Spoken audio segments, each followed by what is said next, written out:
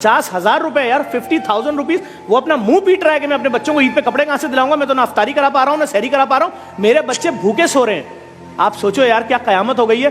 850 रुपए का 30 किलो आटा आता था 1 महीने पहले भाई, आज 5 किलो नहीं आ रहा, 860 रुपए का 5 किलो आटा है। अगर आपको पता है सिक्योरिटी गार्ड सड़कों में क्यों सो रहे हैं आजकल? ये एक नया ट्रेंड शुरू हुआ है, नोट किया आपने कि सिक्योरिटी गार्ड सड़कों पे सो रहे हैं? और क्यों? गौर नहीं किया? जब 12,000 रुपए तनख्वाह होगी, बस के अंदर आपका लग रहा है 80 रुपए एक स्टॉप का, 80 रुपए दूसरी बस का, 160 जाने का 160 आने का।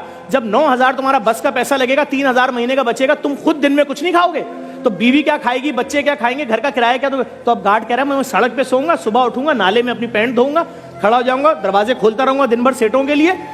ये है गार्ड। और जो MBA लड़के हैं ना कराची के, खुदा की कसम खा के बोल रहा हूं, रक्शे और चिंचियां चला रहे हैं। क्यों? प्राइवेट नौकरी में 30,000 से ऊपर कौन दे रहा है यार? यहाँ फिर भी कुछ ना कुछ 35,000 से ऊपर कौन दे रहा है? वो 35,000 में तलाकें हो रही है लोगों के घरों में, माँ बीमार है तो इलाज नहीं करा सकते, माफियाज का राज है, डॉक्टर के पास जा रहे हैं, डॉक्टर वो टेस्ट लिख के देता है जो 2.5 लाख रुपए का। क्यों? डॉक्टर भी उस माफिया का हिस्सा बन गया। सब डॉक्टर नहीं, लेकिन बहुत सारे डॉक्टर। वो टेस्ट लिखेगा तो उसको आधे पैसे वापस मिलेंगे ना।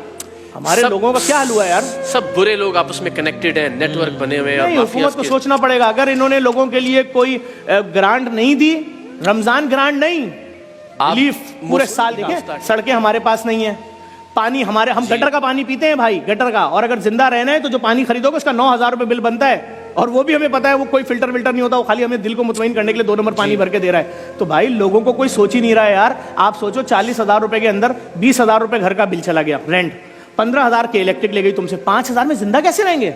इस पे कोई बात नहीं कर रहा है। वो कह रहे हैं उनको गिरफ्तार कर लिया, उनको छोड़ दिया, वो कल वजीर आजम बन जाएंगे, वो मिनिस्टर बन जाएंगे। तुम्हारी बीवी अपनी सालगिरह पे गिफ्ट मांगती है, दे सकते हो? बोलेगा 5 साल से नहीं दिया।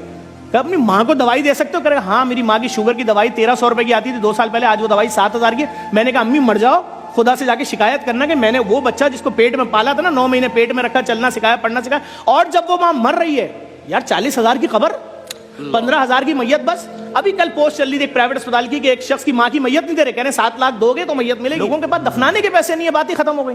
खुदा की कसम खा के कह रहा हूं, मेरे ऑफिस में लड़का आया, यंग लड़का आया, उसने आके ऑफिस में पता क्या बोला?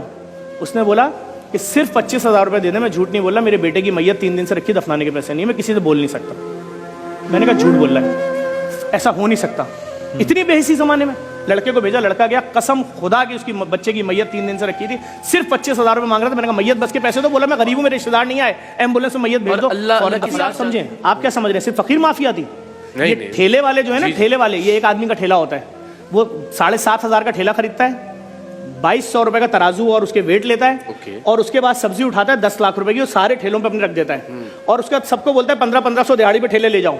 तो लोग आते हैं 1500 दिहाड़ी। अब आप उस ठेले वाले के पाँव में गिर जाओ, मेरे बच्चे आज फ्रूट खाना चाह रहे हैं, मेरे बेटे का पहला रोजा है, खुदा के वास्ते फल सस्ता दे दे, मैं 600 का नहीं लूंगा, रेट लिस्ट पे लिखा है 150, 160 का दे दे। वो नहीं देगा। क्यों? उसको दिहाड़ी मिलनी है 1500 रुपए। भाई पीछे माफियाज हैं,